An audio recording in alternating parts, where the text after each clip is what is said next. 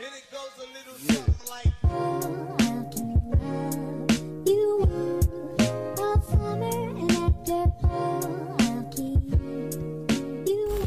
Hey guys, how are you? This is Stephanie. Welcome back to my channel.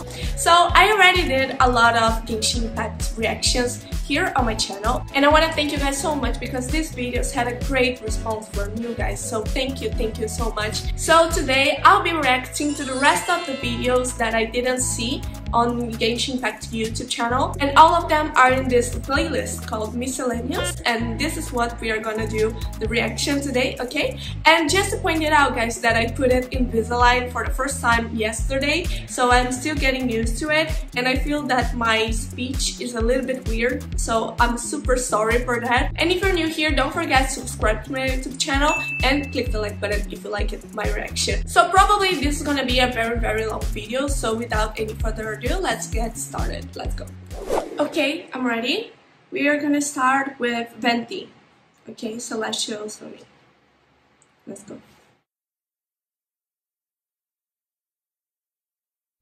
A mysterious bard named Venti has recently appeared in the world, singing tales for the city of freedom and romance.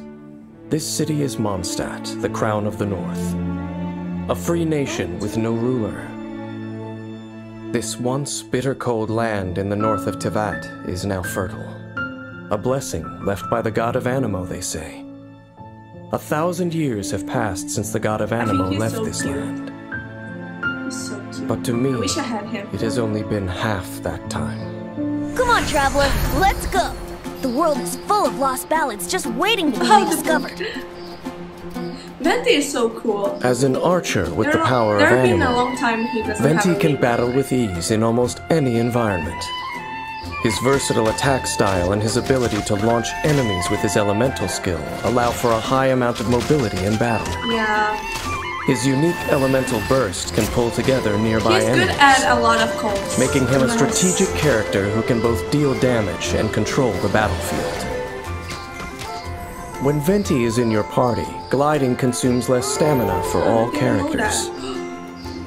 Needless to say, this skill will come in handy on your adventures. Take Venti along when exploring the beautiful open world. Normal attacks can perform up to 6 consecutive shots. The first and fourth shots can fire an extra arrow, while the 6th shot deals greater damage. Hold the attack button to use a more powerful aimed shot. When fully charged, an Anemo-infused arrow is fired and deals even more damage to the enemy. Call upon the wind on which hymns and songs fly to lift your enemies up into the sky. When you use the elemental skill Skyward Sonnet, Venti summons a wind domain at the enemy's location, dealing area of effect Anemo damage. Enemies are launched into the air and fall slowly to the ground. Hold Skyward Sonnet to summon an even larger wind domain around Venti, Yeah. dealing greater area of effect damage and launching enemies into the air. It helps a lot. Venti also uses this Climb powerful wind mountains. to fly high into the air. Adept use of this skill Together not only enemies, allows you to everything. attack It's very enemies, good. but also dodge attacks and move around the environment. If the opportunity presents itself, you can also use a plunging attack from above. Wind domains can even be utilized to help you get around. After unlocking the talent Embrace of Winds, holding Skyward Sonnet will also create a temporary upcurrent as you fly into the air. By firing an arrow infused with coalesced winds, Venti creates a fierce storm that sucks in surrounding enemies and deals Anemo damage. Contact with Hydro, Pyro, Cryo, or Electro Oh, that one is the one causes that the storm to absorb that element and deal additional That's elemental damage. The storm That's can really, only really absorb helpful. one element each time. Really helpful. After unlocking the talent Storm Eye, Venti's energy will be replenished at the end of Wind's Grand Ode. Yeah. If an element was absorbed, the energy of party members of that element will also be replenished. Even though Venti is more than capable of handling different obstacles in battle, Strategic party selection and teamwork can help you maximize Venti's abilities. First, use Divine Archery to attack enemies from afar and whittle away at their health. Use Skyward Sonnet to launch dangerous enemies into the air. Gather up energy to prepare for the final attack. When your energy is full, unleash your Elemental Burst. Wind's Grand Ode sucks the enemies in and deals Anemo damage. Use another element on enemies in the storm to generate a swirl reaction. Then use another compatible element to cause an elemental reaction. Causing another elemental reaction brings the battle to a swift end. Yeah, that's amazing. As we all know, poetry and language flow like the wind. Venti captures this spirit in his ballads. Flora and fauna he sings of seem to have a life of their own and transport us to the moon and the stars.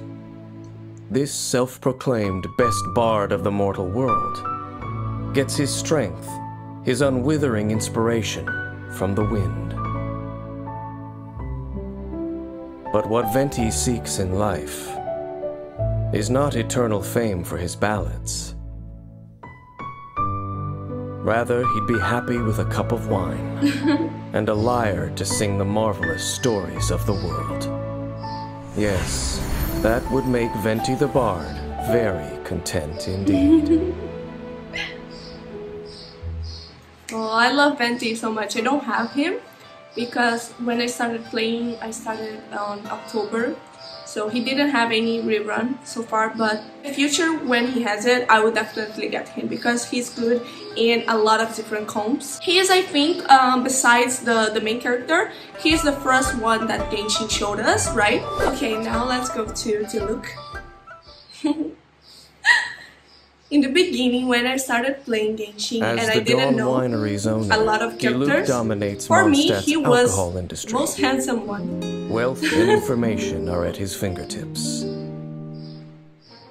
Modest Look and at refined, that! yet quick to act whenever He's so Mondstadt faces a charming. crisis. So charming. What caused him to choose this path? Oh, Kaya. How very curious. There must be those who dare to pierce the darkness with their light. As one who wields pyro and a claymore, Diluc has perfected the art of violence and dominates the battlefield. With his powerful skills, Diluc causes massive damage with ease and crushes all his foes with fearsome, ruthless strikes. Born a noble, Diluc is well versed in all things swords. With his guidance, no metal ore is wasted in their making. When forging claymores, Diluc recovers a set percentage of the ores used, aiding greatly in your adventure. Diluc's normal attack performs up to 4 consecutive strikes, with the 4th strike launching enemies. Holding the attack button constantly consumes Diluc's stamina to launch swift consecutive attacks, dealing increased physical damage to nearby enemies, and unleashing an extra powerful attack at the end that launches enemies. Use this wisely to scatter enemy groups and defeat shielded foes. Unlocking the talent Relentless decreases Diluc's charged attack stamina consumption He and was one of increases the its first maximum Claymore duration. characters, right? Use his fierce In the attacks game. to defeat those before you. Using the elemental skill Oh, Searing Noelle. Onslaught, Yeah, Diluc strikes with his Noelle. claymore, dealing pyro damage. This can be done 3 times in a row, with a short window of time to connect each strike. But pay Okay. attention. This skill enters cooldown if the next strike is not activated in a short period of time. Using Searing Onslaught in concert with normal attacks allows you to deal constant damage to enemies, while remaining evasive and mobile. Additionally, since this skill deals pyro damage, Diluc can form combinations with other characters, using elemental reactions to deal greater damage. Oh, the Phoenix is Surrounding so cool. himself in Yeah. flames, Diluc knocks nearby enemies back, before Yeah, gathering the that is flames cool. into his blade The and animation launching a is pretty cool. phoenix, dealing massive pyro damage to enemies in its path. Diluc's normal and charged attacks will also deal pyro damage for a period of time. Dawn has a very large hitbox, allowing it to not only strike airborne foes, but also forcibly reposition enemies to an extent, making it very strong against groups. The pyro damage conversion that Dawn provides further strengthens Diluc's attacks. Unlocking the Blessing of Phoenix talent increases the duration of Dawn's pyro damage conversion and gives Diluc a pyro damage bonus. Diluc is, without question, a well-honed warrior who efficiently deals with any task. Now, please witness him in action. He begins suppressing the target with normal attacks, combining it with his elemental skill to deal great pyro damage to the enemy. He weaves between these two attack modes to suppress the foe more quickly, while building up elemental energy. He uses his elemental burst once his energy is full, followed by attacks enhanced by Blessing of Phoenix, defeating the enemy flawlessly. Diluc's explosive, ruthless fighting style and his aloof manner are all admirable traits. But if the disaster from 5 centuries ago were to happen again, if he were to face the same evil that I once did, would he still hold fast to his resolve? This, too, makes me most curious indeed. I love his voice in English and Japanese. I'm just not a fan of Claymore character so much, but Diluc has a special place in my heart because, like I said, when I started playing Genshin, he was one of the first that I saw, and he was super handsome. Him and Kaya, but I still think I am a Diluc team between them two. And I think if you like Claymore characters, you will definitely enjoy playing him. Okay, so now let's go to the super cute Klee. I just love her so much. I think she's one of my favorite Pyro characters. I think Klee and Yoimiya are my favorite ones, so let's go.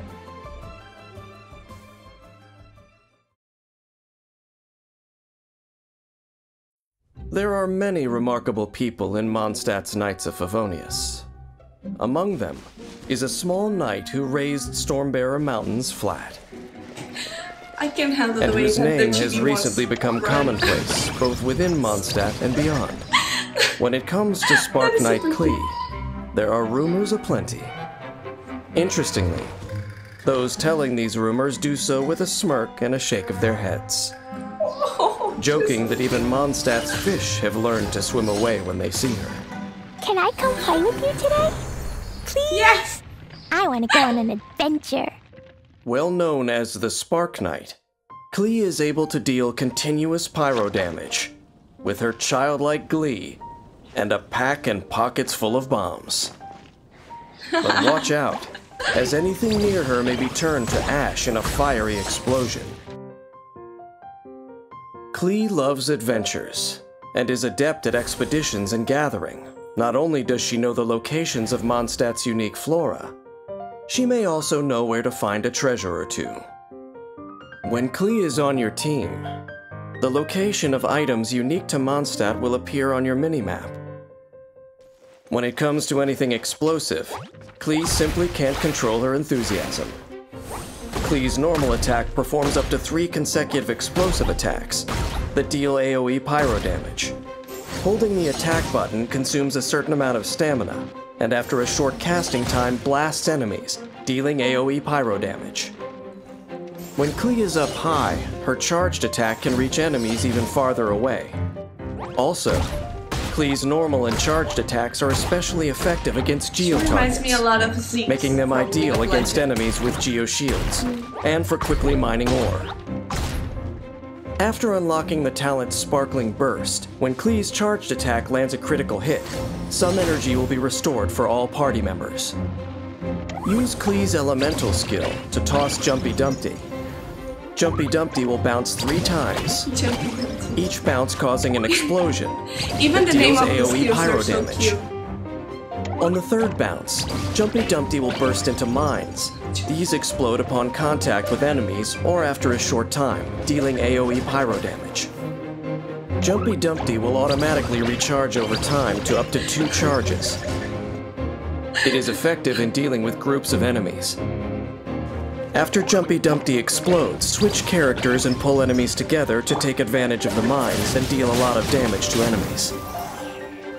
After unlocking the talent Pounding Surprise, when Jumpy Dumpty and normal attacks deal damage, Klee has a chance to obtain an Explosive Spark. When Klee has an Explosive Spark, instead of consuming stamina, her next charged attack will expend the spark instead and deal increased damage. Blow them all up! Yeah, the animation is Klee's super cute. Blazing Delight, Sparks and Splash, continuously attacks nearby enemies for the duration of the skill, dealing AoE pyro damage. Sparks and Splash has high damage and attack rate, empowering Klee to deal immense damage while on the battlefield. Klee is able to continuously dish out strong pyro attacks, earning her a role as the firepower of your party. Next, let's look at a battle to experience Klee's incredible destructive capability. In battle, Klee can use her elemental skill and normal attacks to repeatedly activate the effect of the talent Pounding Surprise, and use charged attacks to suppress enemies. When her energy is full, unleash an Elemental Burst to further increase her ability to deal damage. After this, Klee can have fun causing explosions, spreading flames in every direction, and burning enemies to a crisp. When the people of Mondstadt talk about their home, they proudly call it the City of Wind, Dandelions, and Freedom. Perhaps it was Mondstadt's atmosphere of freedom that led the famous adventurer Alice to entrust her daughter Klee to the care of the Knights of Favonius. With this freedom, Klee has had a happy and unrestrained childhood, but all baby birds must leave the nest someday. Hopefully, our little Spark Knight will remain just as happy-go-lucky when that day comes. So cute! And keep smiling all the way. So cute. Yeah, she's definitely one of the characters that I want so badly. Klee is super, super cute. Even her skills names are super cute, just like her. And I think she's an awesome character to have. I would definitely pull for her when she comes. And I remember when I was doing, I think, Razor quests, and he said something about Burning Girl, and we all think about Ember, but actually he was talking about Klee. And I like it in the beginning when it says that there are a lot of like remarkable characters of the Knights of Favonius, and shows Klee. Like, she's like a little kid, a super little kid with bones, and I think that's what makes her so cute, because she looks so innocent, but at the same time she can explode you, you know? And yeah, I just love her so much. Okay, so we just saw Klee, now let's go to Jin. When Grandmaster Varka of Mondstadt's Knights of Favonius left on an expedition, his role passed to Jean, the eldest daughter of House Gunhildr. The young acting Grandmaster had become a skilled swordsman through hard work, super beautiful, and works harder still for the like sake her. of the Knights. Self-sacrifice, after all, is the Dandelion Knight's path. As the wind continues to blow, so too shall I continue to fight.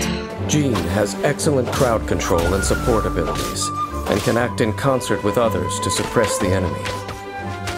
Jean's Elemental Burst can instantly restore her health, and benefit her allies as well, making her the pillar of any team.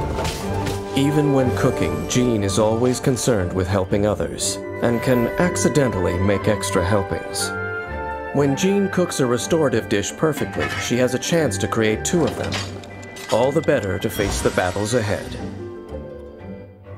Jean can perform up to 5 consecutive normal attacks, dealing physical damage to enemies.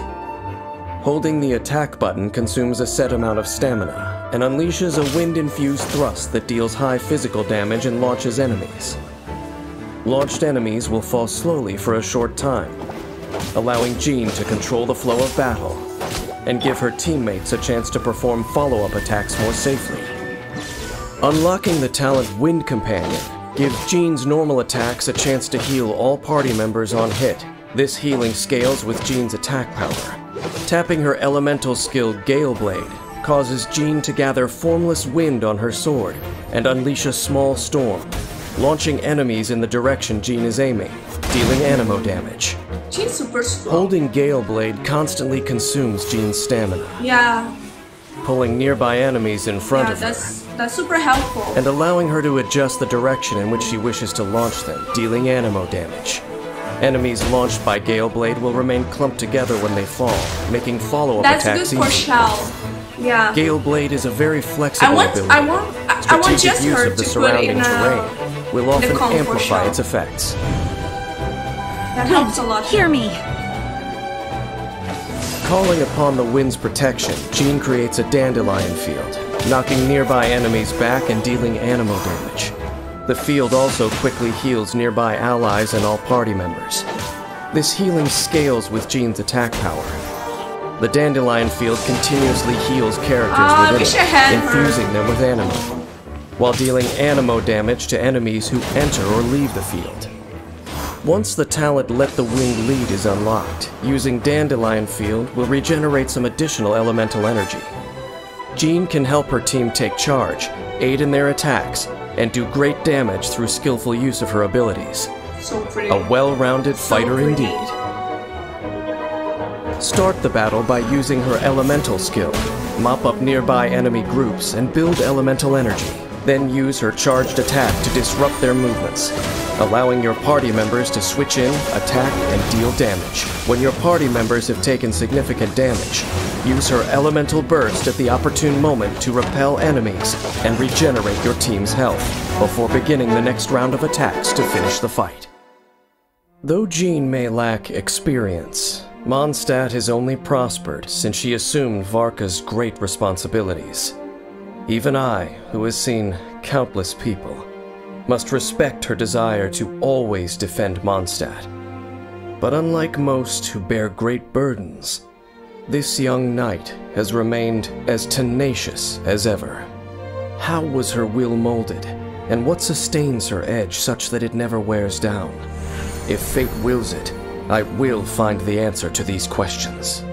I would not mind at all to lose the 50-50 for her, honestly. I think she's the only 5-star character that I wouldn't mind losing the 50-50, guys. And I don't understand why she's so underrated. I don't understand why a lot of people don't want her. Like, why? I would be so proud to have her, honestly.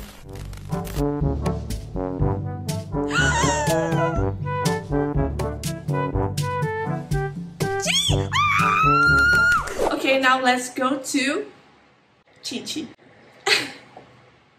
Let's go. Children as special as Qiqi are few and far between.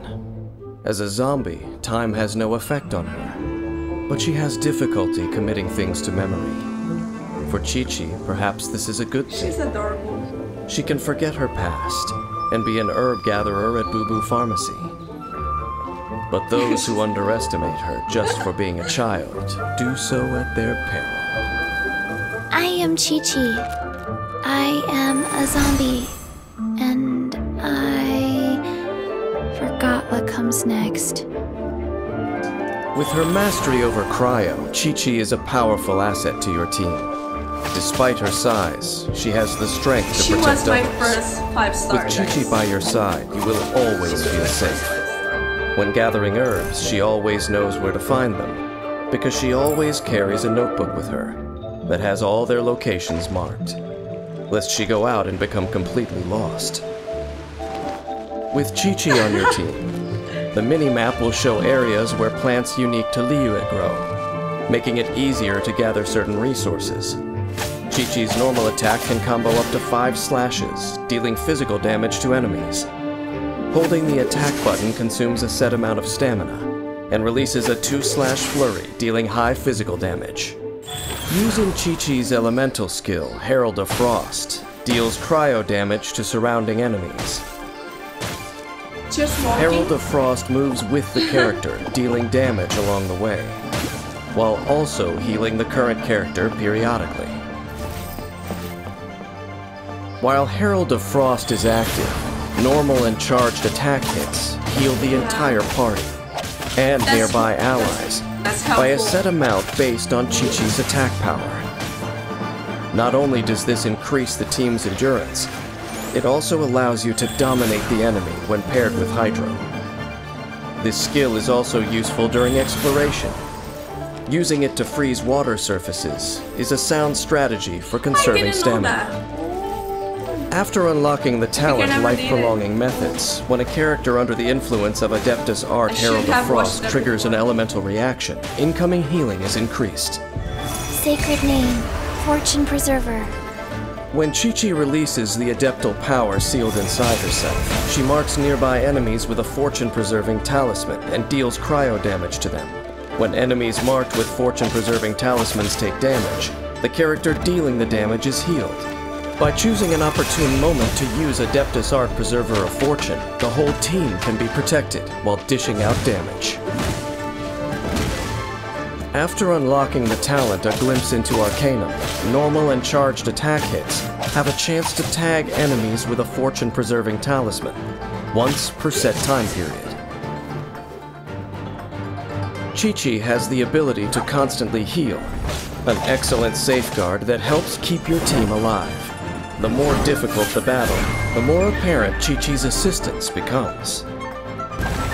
When entering battle, first use Herald of Frost to allow your team to deal constant cryo damage, and easily trigger elemental reactions for greater damage. The effects of Herald of Frost will keep your team fighting fit, until the right moment comes to unleash an elemental burst, allowing your team to safely unleash all the firepower they've got. As a zombie, Qiqi has escaped the grip of both time and death. How Qiqi entered this state of existence, I do not know, but I doubt it was of her own volition. Are the heavenly principles toying with her? Or is fate seeking to torture her? Is an ordinary life of simple pleasures really a thing so fragile? So at the beginning when I started playing with her, the way that she speaks, like I said, is so like, yeah, you know, it's super cute, it's super adorable. Like I lost the 50-50 for her twice. So it's not because I don't like her, it's because like Kiki comes a lot, and there is like this meme, I don't know why, but there are a lot of people that lose their 50-50 for her. Anyway, she's super cute, but I think at the same time she has a very like sad story because she's dead, like she's a zombie. I feel angry because she comes every time to me, but at the same time I feel bad because she's a zombie, she's a dead kid, you know. Now, let's go to Mona. The stars illuminate all mortal destinies, though few have eyes to perceive their perfection. meaning. But Mona, an astrologist newly arrived in Mondstadt, is able to read the fates of others through stars reflected in the water. But while no phenomenon is hidden from the astrologist Mona, she struggles often with the minutiae of daily life. It is a most common predicament. The more you seek truth, the more simple joys elude you. This was ordained by fate. Long had I foreseen it. Mona has skill that matches her reputation. As a hydro-aligned catalyst user, she masters the battlefield with ease, controlling the situation and creating openings for her teammates to attack. As a student of all things in and under the night sky, Mona also has a strong grasp of weapon construction. In truth, she finds that most weapons are wastefully made. When she crafts weapon ascension materials, she has a chance to recover a portion of the materials used. Doesn't make any sense. Mona's normal attack performs up to 4 strikes that deal hydro damage. Holding the attack button consumes a set amount of stamina and deals area of effect hydro damage after a short casting time. Mona creates a Phantom of Fate from coalesced water. This phantom taunts nearby enemies and deals continuous hydro damage to them. The phantom explodes when its duration expires, dealing area of effect hydro damage to enemies. Holding the elemental skill button, causes Mona to ride a flow of water backwards and summon her phantom. This skill has many applications. That's cool. The phantom can be her, so used to taunt I don't enemies, know much. making them wet and priming them for attacks from Mona's allies. It can also help her out of a pinch. It's like When Mona Kokomi sprints, she speed. cloaks herself in flowing water, consuming stamina to move rapidly. That's cool. Ending this skill causes Mona to emerge, getting nearby enemies wet. Illusory Torrent also allows Mona to travel swiftly over water. Once her first passive talent is unlocked, Mona can create a phantom automatically, if she maintains this skill for a certain period of time with an enemy nearby. Fate is upon you! Mona summons sparkling waves and creates a reflection of the starry sky, applying the wet and illusory bubble statuses onto all enemies in the area. When affected by illusory bubble, weaker enemies will be imprisoned and unable to move. Attacking imprisoned enemies removes that status from them Guys, and her deals an ult is so instance of pretty. hydro damage. When the status is cleared, the enemy comes under an omen. Enemies affected by an omen take more damage. On the ever-changing battlefield, Mona's capacity for control cannot be overlooked. This astrologist aids her team at critical moments, controlling the field and maximizing her teammates' damage.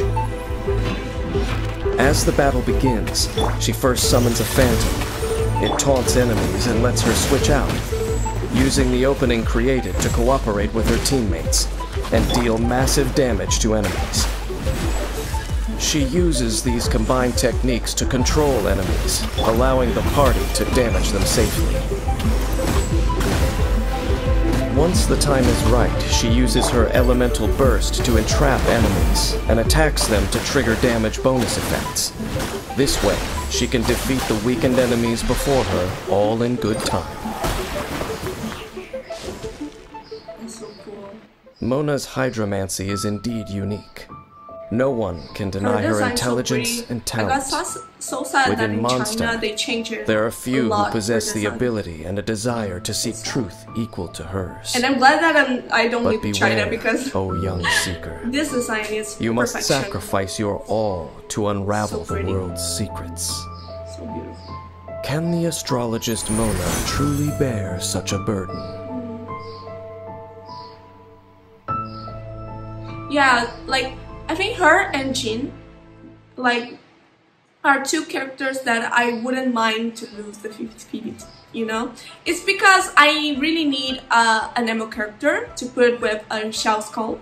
And in 2.6 I think will come Ayato, so I don't need necessarily like a Hydro DPS or sub DPS. I don't need it, but I wouldn't mind. I would be really happy to have her, honestly. I didn't have the chance yet, but when it comes, I will be very happy. Let's go to Keqing. I have her. I have Keqing. I love her. Everyone in Liyue knows it is Rex Lapis who protects their borders. But the city's daily affairs are run by the Qixing. As Yuhang She's of one the of the Qixing, cutest characters. Keqing acts decisively For and sure. pragmatically, knowing every inch of Liyue like the back of her She's hand. currently my Yet main as a DPS. representative of the mortals Her of and Chao. Liyue, she has much to say about Rex Lapis's unilateral governance. We live in an era of change, as the old order that has existed for 1,000 years Her is about voice. to be rewritten. Within the Qixing, Keqing is one for action. Ruthless efficiency is her modus operandi. Like her personality, her sword work is both swift and uncompromising. This, along with her control of Electro, brings a shockingly A abrupt lot of end people to don't any like enemy. her mechanics, Keqing could not be more familiar with Liyue. but Even on long journeys, I got she used always to it. finds a swift I route really like back it home. actually. If dispatched on an expedition in Liyue, she will complete it more quickly than most. Keqing can unleash a combo of up to 5 normal attacks, her final strike allowing her to pass A lot of through people don't like enemies. that. Yeah. Yunlai swordsmanship is both don't mind offensive though. and defensive, offering a way to If you dodge jump attacks before you and give strike the back last from a better attack, angle. you won't do that. Hold the attack button So to you consume just jump. stamina and release a 2/slash And it flurry, will cancel dealing the high last physical attack. damage. That's what I do. Tap Keqing's elemental skill Stellar That is Restoration super to throw a lightning useful. stiletto, which This deals one is electro super damage useful, to like enemies to, in a small area to climb upon mountains, impact, you know, to go and to leaves places that behind is a hard lightning stiletto to marker. reach. If Keqing Super uses useful. Stellar Restoration again while the marker is still present, she flies to the marker and performs a quick slash, dealing electro AoE damage. Holding Stellar Restoration allows Keqing to aim the lightning stiletto before releasing it. Adept use of the lightning stiletto produces various results. With the lightning stiletto, Keqing can flash into battle and attack from the best position. The lightning stiletto can also be used in exploration Yeah. to navigate challenging terrain. For sure. Keqing can also clear the lightning stiletto with a charged attack, causing a slashing thunderstorm that deals electro AoE damage at its location. I don't do that much. Deft use of this skill allows Keqing to creatively deal ranged damage. After unlocking the talent Thundering Penance, using Stellar Restoration while the lightning stiletto is present converts Keqing's normal and charged attacks to electro damage for a short time. Cut to the chase. Keqing unleashes her electro power, causing electro AoE damage. Hiding behind the shadow of her sword, she relentlessly slashes surrounding enemies at lightning speed, dealing multiple rounds of damage, with a final burst of electro AoE damage at the end. After unlocking the talent Aristocratic Dignity, casting Starward Sword increases Keqing's crit rate and energy recharge for a period of time. Light on her feet and leaving no shadow, Keqing is a sharp addition to any team. Groups of enemies or single opponents are no match for a well-executed combination of her skills. Keqing cuts them all down with ease. The key to combat with Keqing is mastery of the lightning stiletto. First, use her elemental skill to place the stiletto. Then, use her elemental skill again to zip into battle and strike quickly. Follow up with Kokomi's more so good electro against damage, boss. using her elemental skill to suppress the enemy. And continue to use the lightning stiletto at opportune moments to frequently move and attack. Keep up the offensive to rapidly accumulate energy. Once full, it is time to unleash Starward Sword and bring the fight to a perfect end. I just Human love her. history is to be written by the people. Even without the protection of the gods, Liyue would flourish as always. This is Keqing's belief. This desire to take fate into her own hands. I remember this feeling. Will she be able to bring her vision to life? To protect this land she calls home? In the hands of the Qixing, pretty. where is Liyue headed? The road ahead is unclear, but we shall wait and see. What else can I say, guys? She's currently my main DPS. Her and Chao, I just love her so much. I know there are a lot of people that say that she's not strong, and I kind of agree. I think you need to put like very good artifacts to make her strong. Like comparing to Xiao, like Xiao doesn't need a lot to be strong, you know, but Keqing, I think we need to put a little bit more effort. And actually I got her when I lost the 50-50. I was trying to get Hu Tao and actually I'm quite happy that I lost because Hu Tao is not good with Kokomi, and I like to play with Kokomi. And if I got Hu Tao that doesn't like healing, it will not be like a good like combination, you know. So I'm kind of like happy that I got her, and especially because Keqing got a new skin that I bought and it was so pretty. And comment down below what you guys thought about the new skin. So yeah, let's go to the next video. Okay, so this time we're going to Child. Let's go. Yeah, Child. The Fatui from Snezhnaya are known to make waves wherever they go into Fatui. that. And Tartaglia is a driving force within them. Of the 11 Harbingers, 10 concern themselves with clandestine operations. Tartaglia is the sole exception.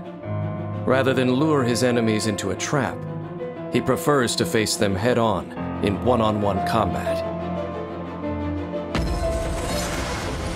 The wind is picking up. I have to agree. There's conflict in the air. He's handsome. He's quite handsome. His reputation precedes him.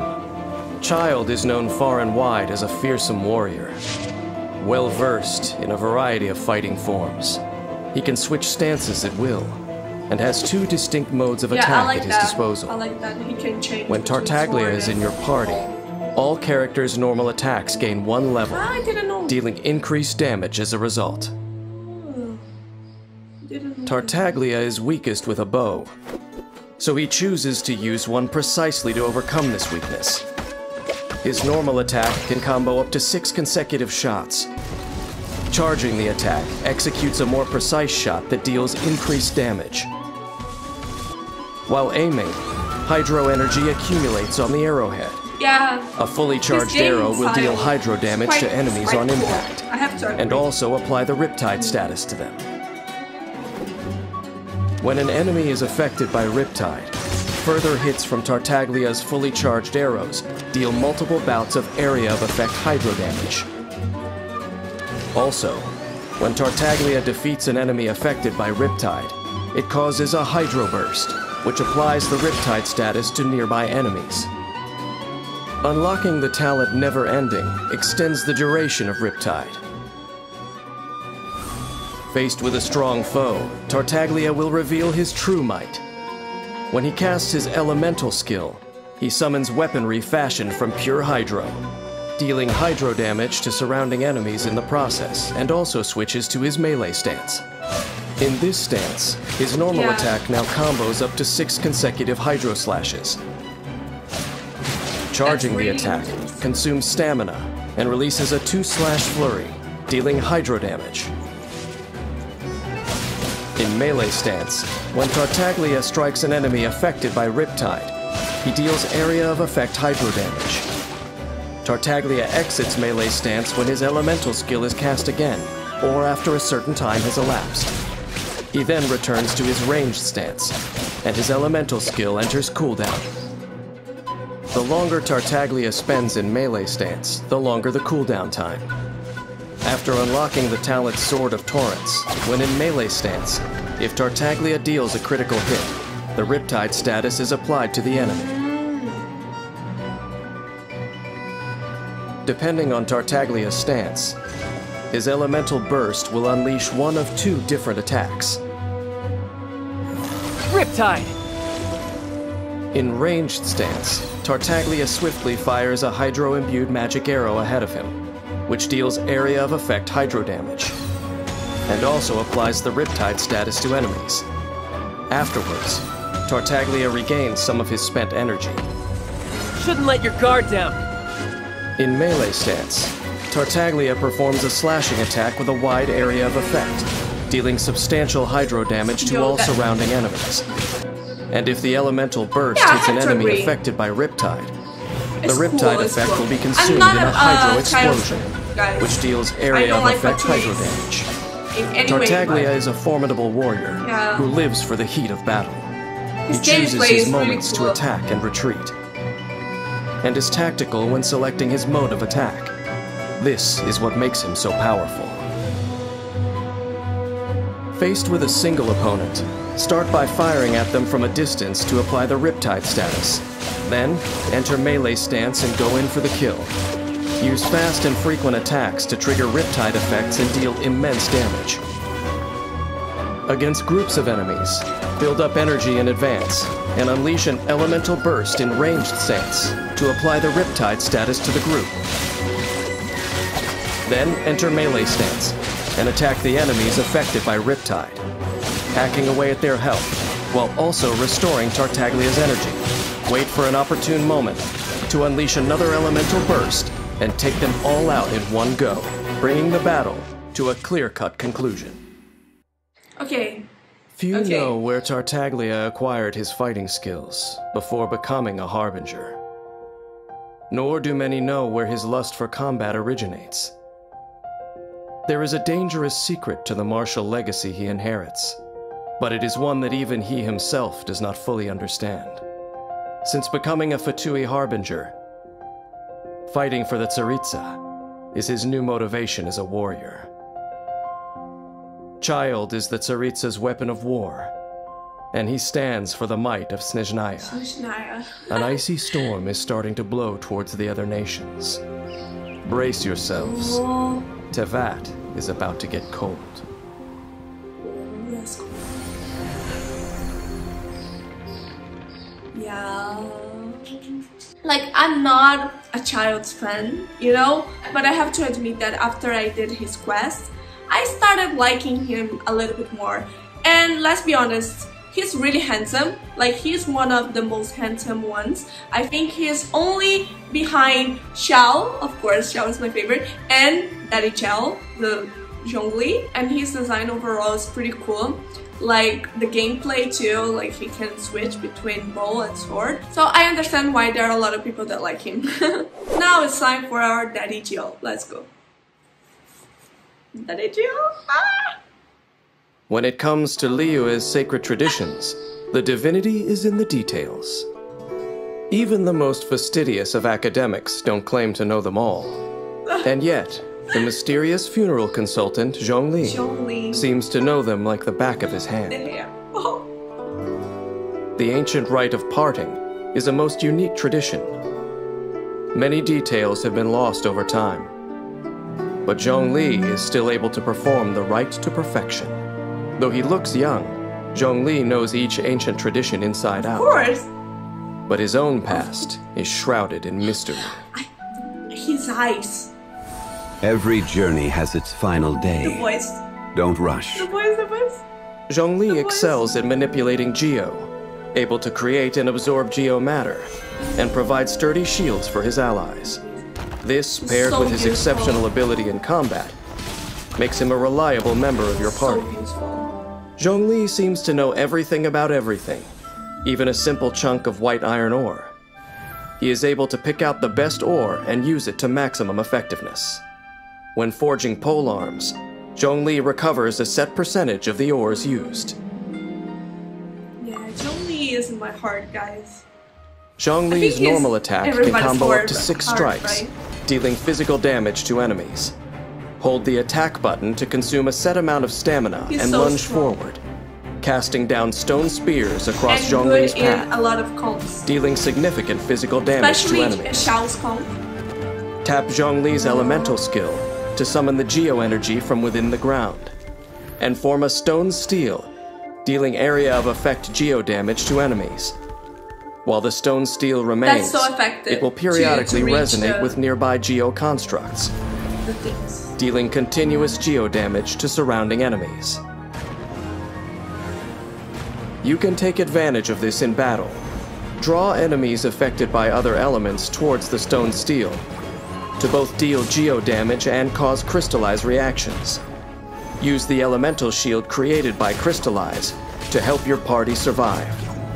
Stone steels can also be used to block enemy attacks, or climbed to traverse difficult terrain. One's so effective. Holding Zhongli's elemental skill causes Geo energy around him to explode, Oh, that one. creating a Jade Shield and dealing area of effect Geo damage. The Jade Shield absorbs damage. The amount absorbed scales with Zhongli's max HP So badass. and is higher against enemies' Geo attacks. So badass. If Zhongli is surrounded by targets affected by Geo, it will drain a large amount of Geo energy from up to 2 of them. This effect does not deal damage, but can effectively break down enemies' Geo armor and nearby ore deposits. After unlocking the talent Resonant Waves, when the Jade Shield takes damage, it will fortify your character, allowing their shield to absorb more damage. This is order. This is order. Zhongli can bring a huge meteor crashing down, I just dealing love massive this Geo phrase damage and applying so much. petrification to enemies caught near the impact zone. Every time somebody gives me Petrified a enemies sub on become Twitch, immobilized. it plays After that, unlocking the that talent song, Dominance you know? of Earth, Planet I Befall will deals have additional order. damage to enemies, which scales with Zhongli's max HP. Amazing. Zhongli maintains his composure, even as he meets out punishment in battle. His exceptional ability to provide support and deal damage makes him quite prepared for any scenario. As the fight begins, first use Zhongli's elemental skill to summon a stone steel and draw enemies near it, creating the ideal environment for dealing damage. Next, create a jade shield to absorb incoming damage. Then, alternate normal and charged attacks, stringing together attacks to deal enormous damage.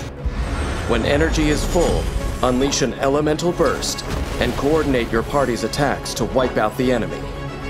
While Liyue Harbor grows restless on the eve of disaster, as the host of the Rite of Parting, Zhongli still calmly goes about his work. Oh, the song, the world around him may be descending into chaos, yet he remains unperturbed, sipping his tea and watching a good show. Quite the fascinating character. As Liyue faces the turbulence of change, does he believe it is none of his business? Or is he also a player in this game, acting behind the scenes? It may be some time before the answers finally emerge. But no matter, for time is not something I lack. Danny Gio, oh my gosh! I wish I had enough chance to pull for him, guys. He's currently on the banner, him and Ganyu. And comment down below if you guys are pull for him or pull for Ganyu. If you have enough gems and you need a super DPS, I definitely recommend you guys to pull for him. Like, he is one of, if he's not, the strongest character in the whole game. What Zhongli can do, he's good in a lot of comps. He gives a very strong shield. So yeah, he's awesome, guys. So if you have enough gems, definitely you should pull for him. Let's go to Albedo. The city of pastorals, Mondstadt, is as free as the wind. Even an outsider like Albedo can become chief alchemist of the Knights of Favonius. Hair color. But on the other hand, his mastery of alchemy means that no one ever would have taken much persuading. Mondstadt was never a nation known for its alchemy, but since Albedo's arrival, the Knights' achievements in the field sit only behind those of Sumeru's top scholars. I think Sucrose has a crush on him. Knights and academics. Not two words that one would expect to hear in the same sentence.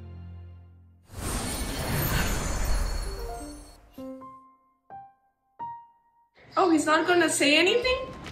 Instead of leading the charge in combat, the calm and collected Albedo is better suited to providing support with reliable geodamage.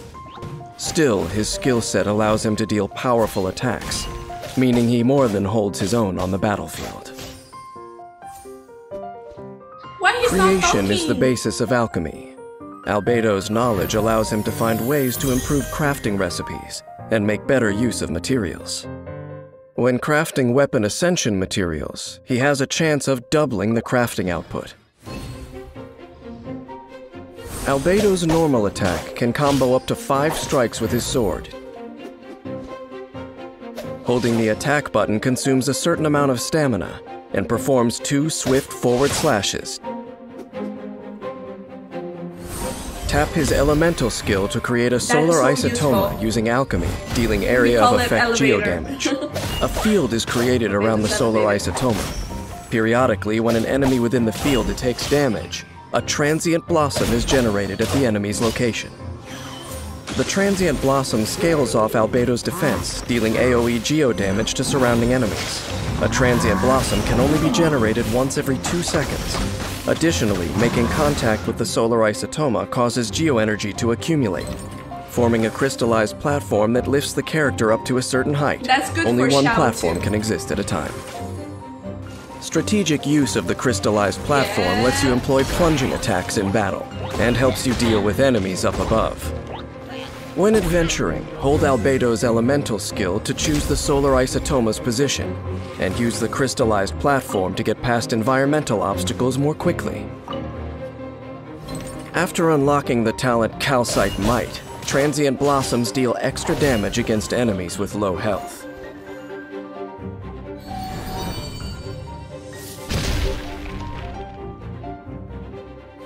crystallized geo-energy bursts forth at Albedo's command, dealing AoE geo damage in front of Albedo.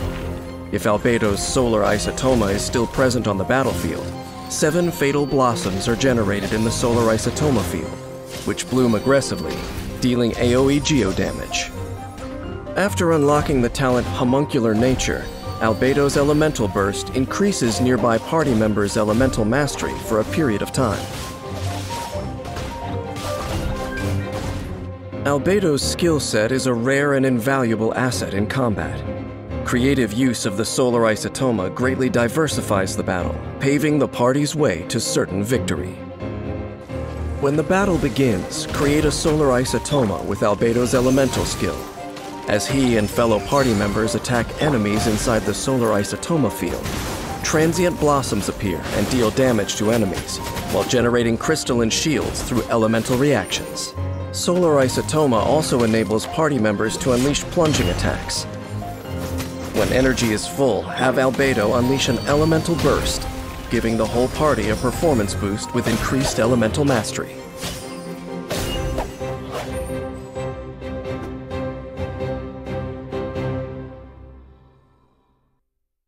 No one can dispute Albedo's talent, but the source of the knowledge he possesses, it once brought about the destruction of a glorious nation. He talks, like, so sad that it doesn't show. All that most people know of him is his title, English. Kryta Prince, Especially and that he in gained English. his position in the Knights on recommendation from Alice the Adventurer. Beyond this, the young man is a stranger to them, a complete mystery, and the essence of his knowledge is I remember equally the first time I unknown. saw Albedo, I thought he was a bard. But I'm I know sorry, it guys. well. It hails from Canria, the art of Chemia.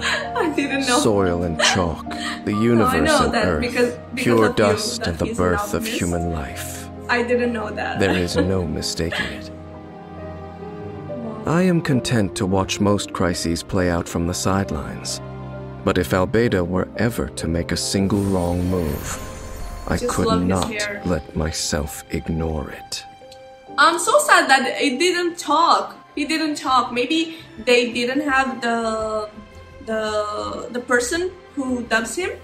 Maybe. And I just want to say sorry, okay, guys, because I think it was reacting to character's demo, I think. And I thought he was a bard, so I'm sorry, guys. He's not a bard. I know that he's not a bard. I'm just a little bit sad because I wanted to hear his voice that I think is really, really pretty, especially in English. I just love his voice so much. Okay, guys, let's go to good news. Given Liyue's present prosperity, it's only natural that the city's operational support should match its scale. For millennia, from the birth of the Liyue Qixing to its current roster of 7, they've all relied on the Yuehai Pavilion's secretary, the half-Qilin illuminated beast Ganyu, who assists the mortals in handling the most crucial matters. Although I detest deities, and have no liking for the Adepti who sign contracts with the Geo Archon, a person She's so like adorable. Ganyu is still deserving of my respect. So cute. My job is to honor my contract with Rex Lapis by looking out for the interests of all living things in Liyue. It is said that when a Qilin is brought to fight, the sun will lose its light. Ganyu is a force to be reckoned with, an archer with an exceptional aptitude for aimed shots. Her mastery over cryo lends itself well to high-damage burst attacks, while her skills are of great help to her and her allies during combat. Through centuries of training, Ganyu's archery has reached the acme of perfection. She excels at not only using bows, but also making them. Though she no longer needs to fight on the front lines, she still knows bow and arrow like the back of her hand. Cute, so cute. While forging bow-type weapons, Ganyu recovers a set percentage of the ores used. I know there are a lot of fans of Ganyu out there, right? Comment Her down below if normal you're one attack of can them. combo up to 6 consecutive shots, dealing physical damage to enemies. Charging the attack executes a more precise shot that deals increased damage. Based on its charge time, the shot generates different effects. Charge level 1 fires off an icy arrow that deals cryo damage. Charge level 2 fires off a Frost Flake arrow that deals cryo damage and blooms after hitting its target, dealing AoE cryo damage. Frost Flake arrow's power is best used against distant groups of enemies to maximize its effect.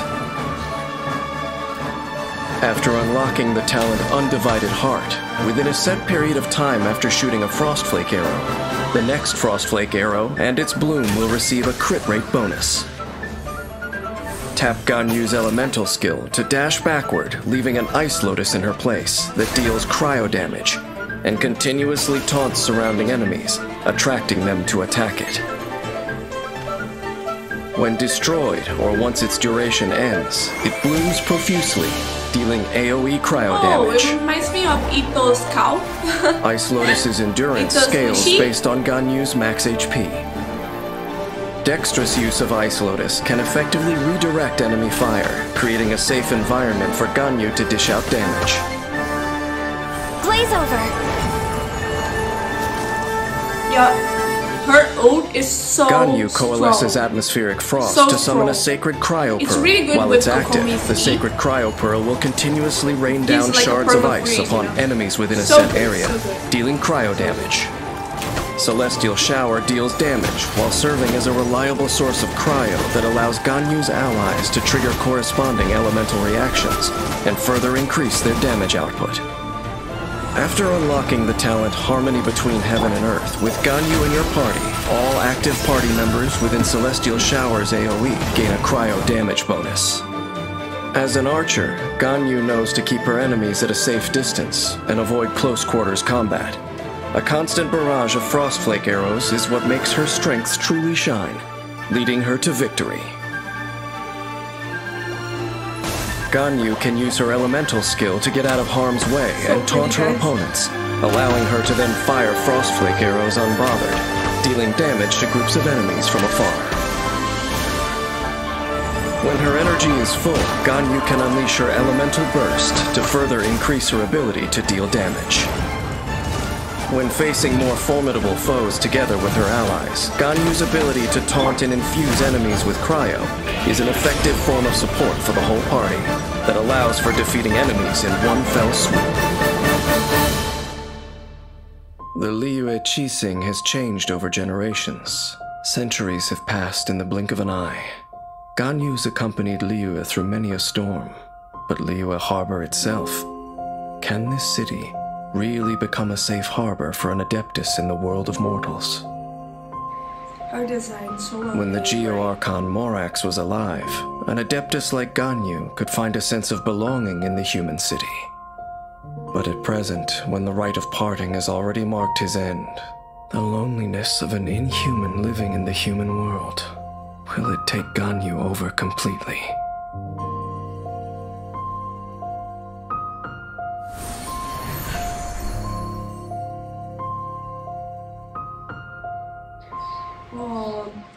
I know a friend of mine who got her in just 10 pulls. Why I'm not that lucky, you know? He just had 10 pulls and he said, okay, I will just try to get Ganyu, let's go.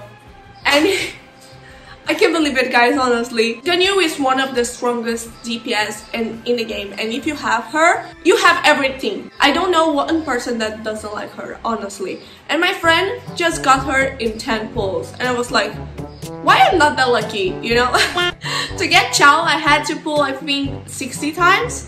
60 or 70 times. And I don't understand why they said that Ganyu is a good support. She's not a good support. She's an awesome DPS. Why are you gonna make her support if you can make her a DPS and she can kill everybody, you know? Okay guys, now we're not playing. Now it's time for my baby, okay? And if you didn't know, I am the biggest Xiao simp, okay? I love him so much. Everything, his mechanics, his gameplay, his design, he's my baby, he's my love. Let's get into it. Many fell in the Archon War, but though their life force faded, their power and malice survived as remnants, posing a continued threat to the world. In Liyue, the task of ending this threat, or rather, enduring it, falls to Xiao. To most in Liyue, Xiao is a name seldom heard, and as the few who have seen him can attest, he appears only when grave danger is nigh. Coming across this Adeptus, should one count their blessings or their curses? Conquering demons is what I do. Yeah. Hailed as the conqueror of demons, Xiao's abilities are unparalleled among the Adepti. As such, he vanquishes demons without breaking a sweat. Xiao is agile.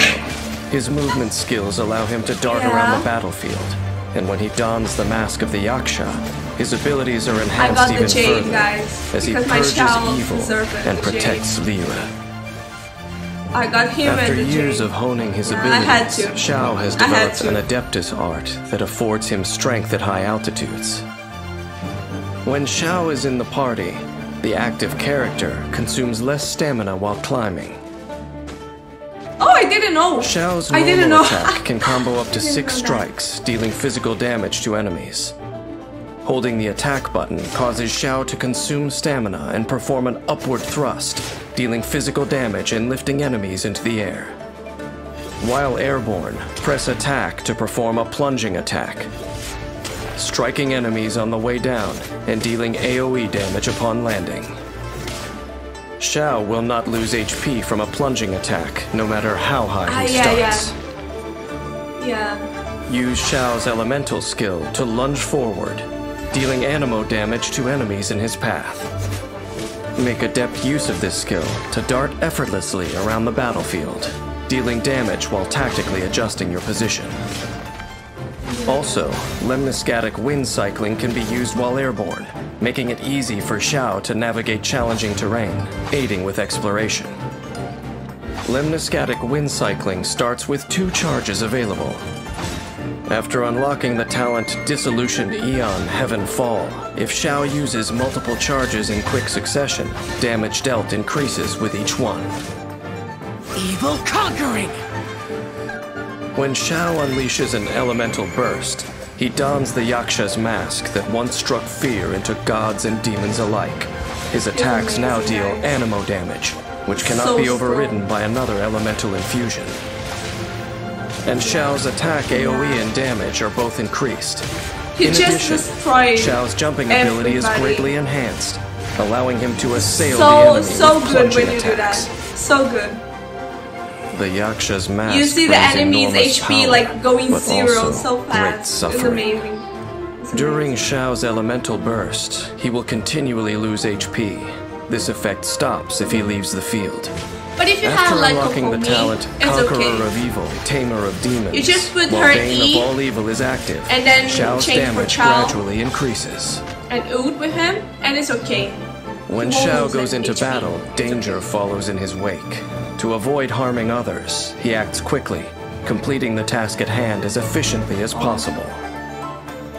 As the fight begins, Xiao uses his elemental skill to move rapidly around the battlefield, changing strategic positions, dealing damage as he goes, and building up energy. When his energy is full, he unleashes his elemental burst and harnesses the power of the Yaksha's mask to incapacitate the enemy with plunging attacks and finish off every last one. Yes. Yes. Yes. Yes. Yes. For millennia, tales of the Yakshas have been told in Liyue. But over time, these defenders of the masses have all but disappeared. Only Xiao still honors his contract with the Geo Archon by performing the duties assigned to him, though the cost of this duty is perpetual solitude. I know that Adepti suffer heartache just as I do, but I cannot know Xiao's future. Will Xiao be ravaged by the unending war he wages and be plunged into despair? Or will he meet someone who understands his sacrifice and can shine a ray of light into his dark world? Of course, of course. Oh, yeah, his story is so sad. My baby. You don't have idea how much I love this character. And he's quite an old character, right? He was launched in the beginning, but even so, even a lot of new characters appeared, he's still my favorite one. I just love Xiao so much. And I think words, especially in English, because it's not my first language, can't describe how much I love him. Okay guys, now it's time for Hu Tao, another one that a lot of people love. And like I said, I wanted her, but I lost my 50-50 for Chi-Chi. So let's go. Maybe in the future, I'll get her. I just think she's so funny. The Her people personality of is so cool. value tradition, and their traditions are embodied in all manner of rites. Of these, the rites that mark life's end are of utmost importance. Liyue's funeral rites are complex, and only Wangsheng Funeral Parlor can conduct them to the satisfaction of all. Wangsheng has stood for 77 generations and has gained still greater fame in recent years, thanks to their eccentric young director, Hu Tao. When the sun's out, bathe in sunlight. Yeah, she's cute. But when the moon's out, bathe in moonlight. Hu Tao manipulates pyro with ease I think and can she's the sacrifice her strongest HP DPS, to increase right? her damage output, I think she's cleansing the strongest world one. of impurities with an unrelenting flame. When Hu Tao cooks a dish perfectly, she has a chance to obtain a suspicious dish of the same kind. Hu Tao's normal attack can combo up to 6 strikes, dealing physical damage to enemies. Hu Tao's charged attack consumes a set amount of stamina to lunge forward, dealing physical damage to enemies in her path. Hu Tao also has a unique effect when sprinting, allowing her to briefly disappear and pass through certain small foes. Oh, cool. I didn't know that. Hu Tao consumes part of her HP to cast her elemental Yeah, that's skill, why she's not knocking good nearby with enemies Komi. back and entering the Paramita Papilio state. This converts her attack damage to pyro damage, which cannot be overridden by another elemental infusion.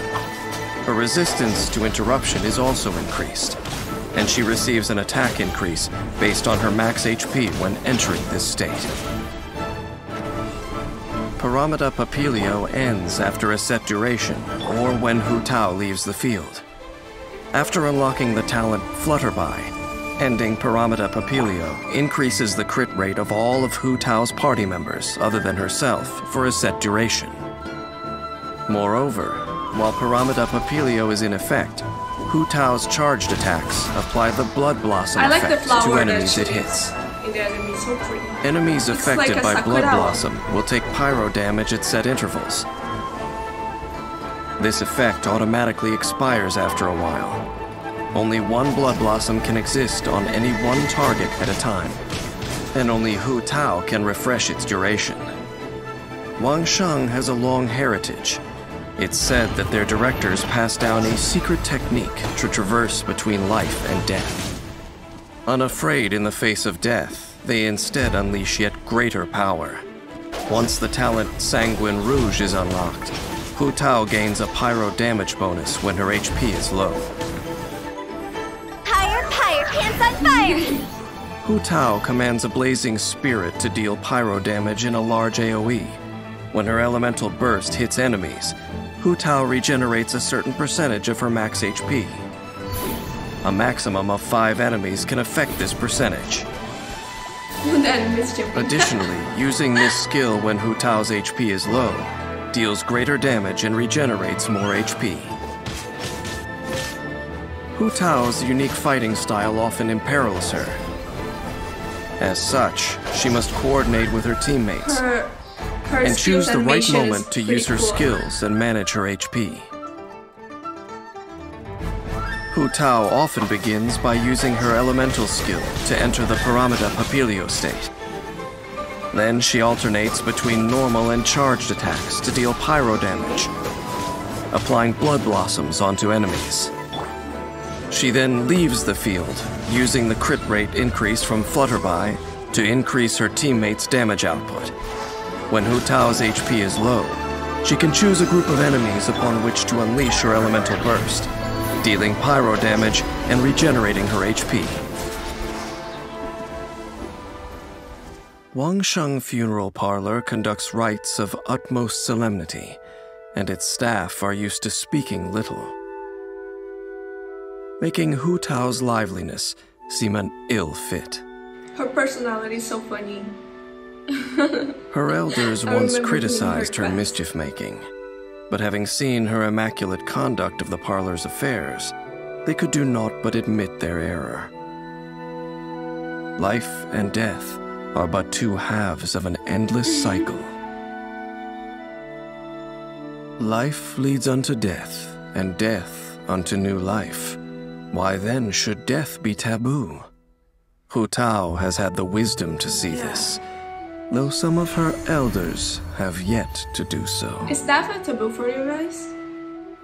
Yeah, it's complicated, but anyway, I think her personality is pretty funny. Her quest is one of the most coolest ones I did, and I think who got Hu Tao, who pulled for her and got her, are really enjoying, are really having a good time. Like, she's one of the best 5 stars that you can have so far. Okay, now let's go to Rosaria. Mondstadt's Church of Favonius has a very unique sister, Rosaria. Despite being a priestess, she has never been witnessed offering prayers to the gods. Swift of foot and aloof in speech, she becomes active in the darkness of Mondstadt's night. She belongs to a clandestine side of Mondstadt, brandishing sharp blades under the moonlight to strike down intruding shadows. In exchange for the people's freedom and peace, the non-believer is tasked with purging the filth that no light will touch. Super cool, super strong. City blessed by the Animo Archon. And pretty. Soundly. I like her outfit. Not for the gods nor the betterment of others, but for yourself. Rosaria has powerful one-on-one combat capabilities, and as a wielder of a cryovision, her elemental burst can provide continuous cryo damage, assisting the party with damage output and field control. When Rosaria is in the party, she increases the movement speed of party members during nighttime. This effect cannot be applied in domains, trounce domains, or the Spiral Abyss. Rosaria's normal attack performs up to 5 consecutive strikes, dealing physical damage to enemies. Holding the attack button allows Rosaria to consume a certain amount of stamina to lunge forwards, dealing physical damage to enemies in her path. Besides, she is a 4-star. Tapping Rosaria's elemental skill swiftly positions her behind her opponent. She then pierces and slashes the enemy with her polearm, dealing cryo damage. Ravaging Confession can be used to quickly approach an enemy, identify an advantageous position, and launch your assault. It can also be used to dodge enemy attacks, allowing you to turn the tide of battle. It is important to note that Rosaria cannot use this ability to move behind larger enemies. After unlocking the talent Regina Probation, whenever Rosaria strikes an enemy from behind with Ravaging Confession, her crit rate will increase for a short period of time. Lights out. Lights out. For her elemental burst, Rosaria swings her polearm around her, striking all nearby foes. An icy lance of coalesced frost then strikes the ground, dealing cryo damage. While the ice lance is present, it will intermittently emit a freezing chill, dealing cryo damage to nearby enemies. Strategically utilizing the ice lance through elemental reactions allows party members to control or inflict even greater damage upon enemies. After unlocking the talent Shadow Samaritan, when Rosaria uses Rites of Termination, all party members except for Rosaria receive a temporary increase to their crit rate based on Rosaria's own crit rate. Rosaria, throwing herself into battle, turns daytime idleness into the biting blades of winter that plunge into the bones of the guilty. As the battle begins, coordinate attacks with the other characters in your party, and use elemental skills to trigger elemental reactions. At the same time, quickly shift behind the enemy and follow up with normal attacks. When Rosaria's energy is full, use her elemental burst to inflict continuous cryo damage, then leave the field. Use the crit rate increase from the talent Shadow Samaritan to assist the other party members in swiftly defeating foes. Mondstadt's nights are peaceful and tranquil, but in the quiet of the dark, there are those who glimpse a flash of cold steel. This is the dour sister who metes out punishment to protect this place of peace and the sisters who are purity incarnate. Unperturbed with dirtying her hands, she has become a blood-soaked executioner. And having witnessed the cruelty of this world, she can no longer close her eyes and extol the blessings of the gods. Rosaria, the most unique sister in Mondstadt's Church of Favonius, never needed redemption from the gods, for she grasped it with her own hands. Yeah, Rosaria is in my heart too, because she was for a long time my main DPS. Her sub DPS was Beidou, and I think that just like Qiqi and Shell, Rosaria too has like a sadness about her, you know. Her story is pretty sad, but at the same time I'm happy that there are a lot of people that recognize her, that know that she's a really strong DPS. Besides she's a 4-star, she sometimes looks like a 5-star, honestly. She's really strong. She's so good that sometimes when I see her in a banner, it makes me like pull for the banner, you know, just to have her C6, you know. Like, I don't care about the 5-star, I just want her the C6. So yeah guys, that's it for part 1. There's still a lot of characters that I didn't see. So I will do a part 2 and I will put it here, okay, in the cards and in the link in the description down below for you guys to check it out later, okay? So if you're new here, don't forget to subscribe to my YouTube channel and click the like button if you like it, my reaction, that helps me a lot. And follow me on Twitch, I'll put it here. So see you guys on part 2, and if it's not out yet, you can see my other reactions of Genshin that I did previously on my channel. I did a whole playlist and you guys can go there and check it out. Thank you so much for watching until here, and see you on my next reaction. Bye bye.